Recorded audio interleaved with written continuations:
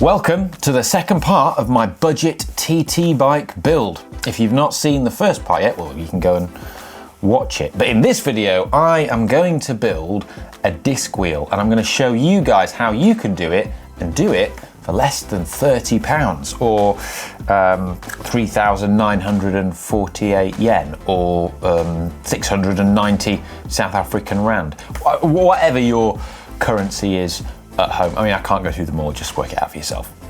But why? Why would I do this? Well, disc wheels, I mean, come on, they look absolutely badass. And anyone that's ridden one or has been overtaken by someone else riding one will attest that the kind of thumping, pulsing sound that they make is brilliant. And most importantly, they reduce your drag, make you more aerodynamic and therefore faster, which is what it's all about. To give you an idea of what I'm trying to build, this is the disc wheel that I've got on my Orbea TT Super TT bike.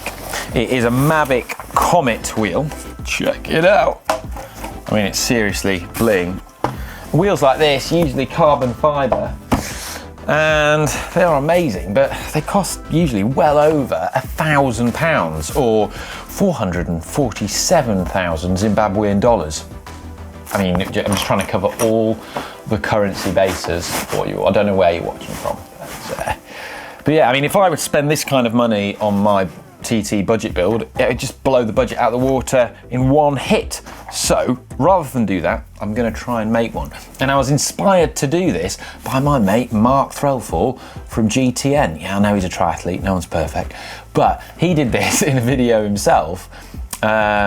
And it looked really cool, so I'm going to try and do that. But before I do it, I'm going to actually upload Mark's disc wheel to the Hacks and Bodgers section in the GCN app, which is pretty cool. So there you can actually vote on it, whether you think it's a hack or a bodge. And I think when I do mine, it's only fair, I'll upload mine as well. And then you can vote on it, whether you think this is a hack or a bodge. But yeah, check out the GCN app if you haven't already. There's loads of other cool stuff on there, not just hacks and bodges, but yeah, it's great. Enough of my yakking. Now I'm going to show you the tools that we're going to need to do this. First, you're going to need some plastic. So I've ordered this big sheet of plastic. There we go. Managed to find this on the internet. Big sheet of ABS or acrylonitrile butadiene styrene. I miss chemistry sometimes. Anyway, managed to get that for about £13 for that big sheet, or roughly 1 Canadian red squirrel pelt, just trying to cover all the currency bases.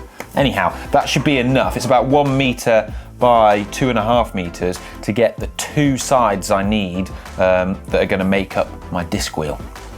I'm going to cut 2 circles out of this plastic, and the thickness is about 1 millimetre, which is ideal because that's thick enough that it can hold its shape and has sufficient stiffness, but not so thick that it's going to add loads of weight to the wheel when it's made. Then you're going to need some contact adhesive, a measuring device, some tape, a couple of different kinds is useful, so some duct tape type stuff, maybe some masking tape, and some insulation tape. A Stanley knife, a drill, some cotton, a couple of pens, and then you're going to need your wheel, which in my case is this Swiss side Hadron. Now I was able to pick up a pair of these for £100 used, which is an absolute bargain. And it's a good idea when you do this to use a deep section wheel. The reason being is that's what I'm going to stick the cover onto, and it means that I've got something to stick the cover onto that's not going to then encroach onto the braking surface. You don't want to cover up the braking surface with the cover, although this isn't a problem if you're using disc brakes. This wheel is a bit dirty at the moment and is in need of a little bit of a service, but that isn't a problem because the beauty of this cover is that it's removable. So I can get it measured up and made and stick it on, take it off later to clean the wheel and give it the service and TLC it requires. Right. First step is to measure your wheel to work out how much plastic you're going to need. So use your measuring device and have a look here, roughly where the centre of the wheel is. Now I'm measuring to here, which is giving me about 15 mil of clearance to the brake track because I don't want the plastic to cover the brake track. So based upon that, I think I'm going to need, if I measure it there, it'd be better. need to cut out roughly a 28 centimetre circle, and then I'll be able to stick the cover onto here. So that's what I'm going to do. I'm going to mark it out.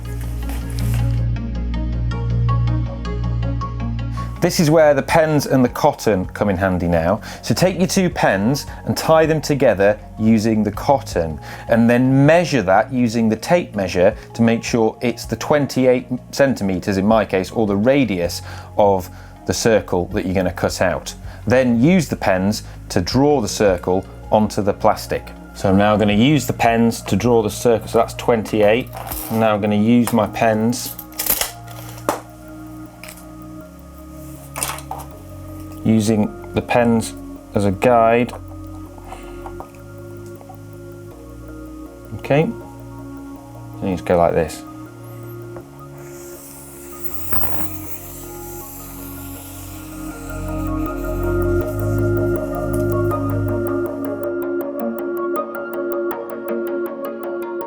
I'm now going to take the Stanley knife and cut out this circle of plastic, and then repeat that for the other side of the wheel. So this first side I'm going to do is the drive side, and I'm also going to cut out a circle for the non-drive side. Now I'm doing this with a Stanley knife. It may take some time.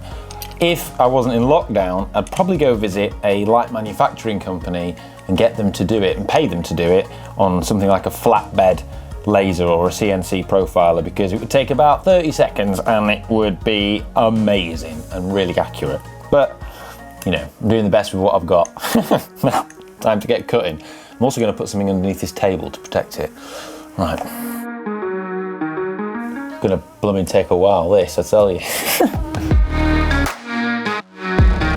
Check it out. Got my disc cut out. Now you just repeat that for the non-drive side as well. I think admittedly this could be a little bit neater, but it is my first go.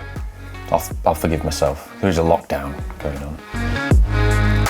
The next step is to cut out holes on your 2 discs to make space for the free hub body on the drive side and also the hub on the non-drive side. So to do this, get your wheel and have a look at those 2 areas and measure it. So on my non-drive side, I'm going to need to cut a hole in the wheel that is about 30 mil, and then on the drive side it's 40 mil because I've already measured it. Now measure it on yours and check what you need to do. And at this point, to cut these holes in the center of each side, the best tool for the job is a saw hole drill bit. I don't have one of those. Mark had one when he did it, but I don't have one. But if you don't have one like me, don't worry, it's not the end of the world because you can use the Stanley knife. So I'm going to mark out the holes and cut them out now. Tell you what, it's not easy when your lockdown hair keeps getting in your face as well.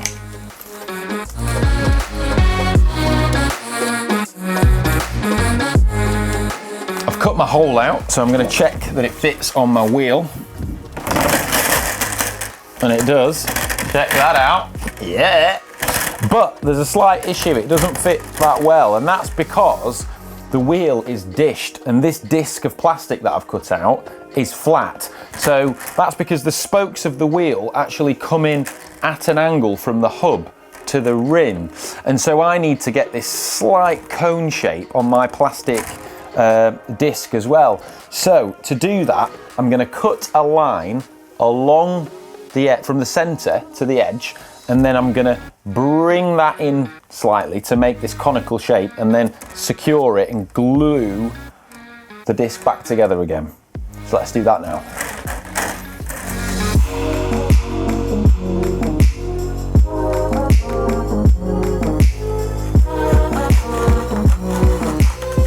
Nice. There we go. And so then with that, I can then bring it in. You can see it's dishing already, look. Bring that in like that, and then it's dished. The next step is to apply the contact adhesive to this seam that we've created on the disc that accounts for the dishing. So crack open the contact adhesive. This stuff takes a while to dry. It's decent glue, but I would say once you've applied it, give it a good kind of like 24 hours to cure. So just get a bit of that on there.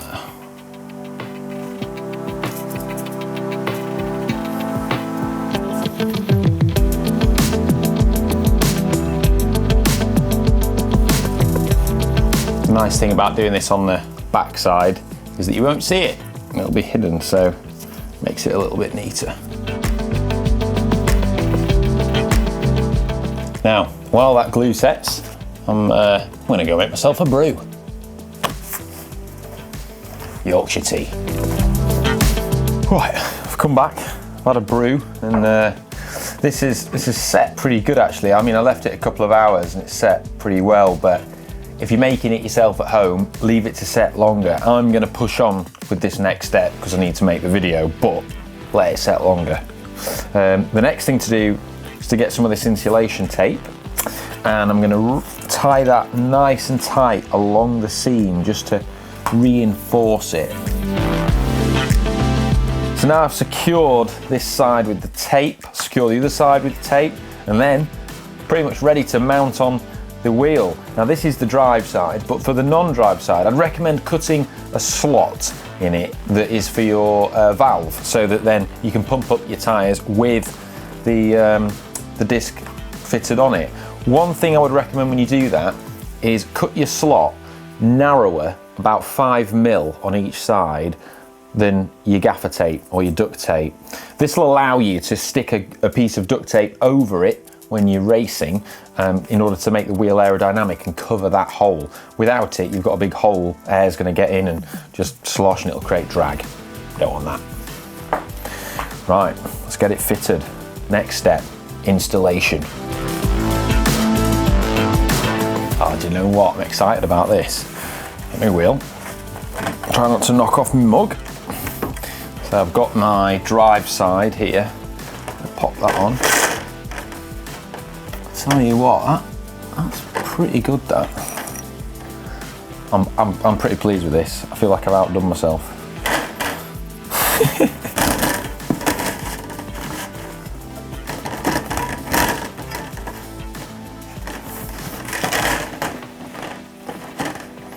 Oh yeah, right.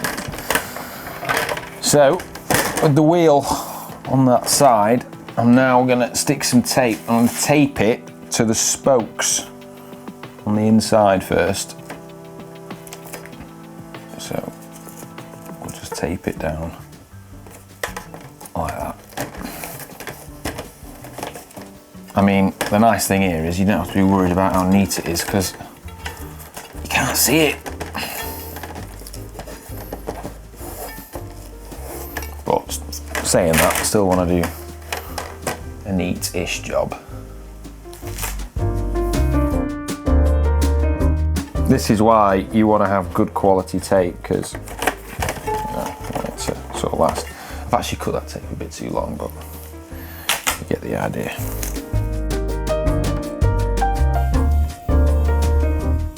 What I'm going to do is just finish the outside with the insulation tape. And the nice thing about insulation tape is it does have a bit of stretch to it, so you can just get it, you know, bended round the right shape. And you can see the nice thing about it is that it has some stretch to it. And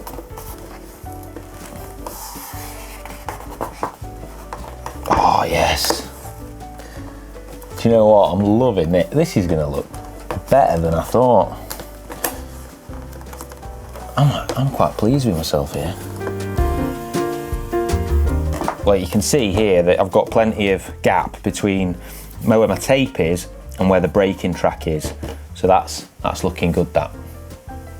You can see here on the non-drive side, I've cut a hole, and that's for where the valve is going to go on the wheel. So I'm going to line that up on the disc when I put it on there. My valve's a little bit too short actually, but if I had a longer valve, it'll come up to here, and then that'll be really easy access for the pump in there. So that's what we're going for. Right, let's get this side strapped on.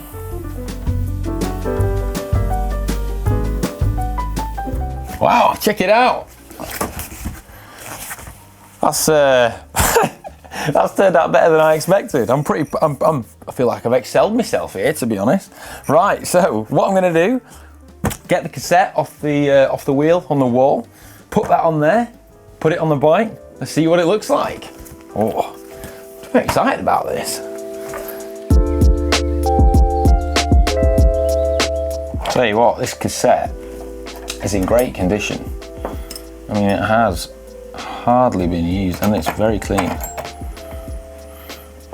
So it goes to show, yeah, you can find some used bargains. Tell you what, as I take this cassette off the bike, off the old wheel and put it on the new one of the things that's really apparent is how good condition this cassette is in.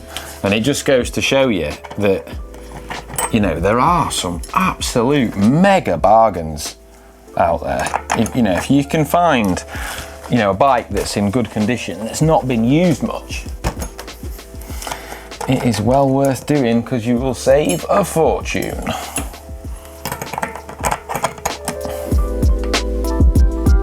I've just popped outside to take a picture of the bike against a wall and oh man, it looks mint. It looks really good. I'm gonna have to put it in the bike vault. So there it is with the new wheels on and the disc wheel. And to be honest, I'm really pleased with how that's turned out. It is better than I expected, if I'm honest. I'm quite pleased with myself. Can't wait to ride it anyway, when I eventually can. Last week's video, I put in a poll in the app on should I custom repaint the P1, and so far, if we have a look at the poll results, we can see that we are slightly ahead on yes, I should repaint it, but there's a lot of impassioned comments in the app and in the comment section down below saying no, don't repaint it, it looks really good as it is. So I'm not totally convinced either way yet. I'm going to let the poll continue running a bit longer. But one really cool thing I did get sent was this rendering from a guy called Philip Allen. Check this out, which looks awesome. And it does look really cool, the rendering he's done of the P1. Thanks for that, man. But I think in practice, in reality, trying to recreate that paint job it looks good, but it's probably a bit beyond my very, very limited skills. Having never painted a frame before. So, I don't know, but I'll put that and I'll put the bike as it is now up in the bike vault in the app so you can vote on them and you can say whether or not you think they're super nice. I'm also going to get some new tyres on here. So I've ordered a pair of new tyres. This is one of the few new items that's not used that I'm probably going to end up buying for the bike. They're 23mm Pirelli TTs. Interestingly, one of the big differences between this bike and older bikes is that you can't put 25mm on here. Well, you can't at the back anyway. There's not enough clearance. That's just catching. That's a 25mm tyre.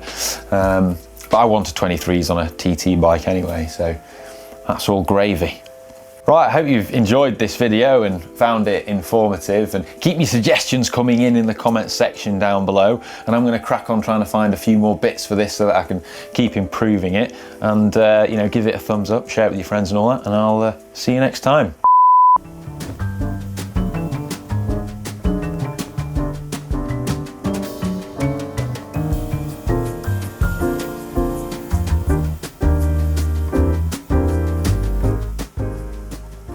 Oh, still recording. Forgot. I was like replying to Amelia. Sorry.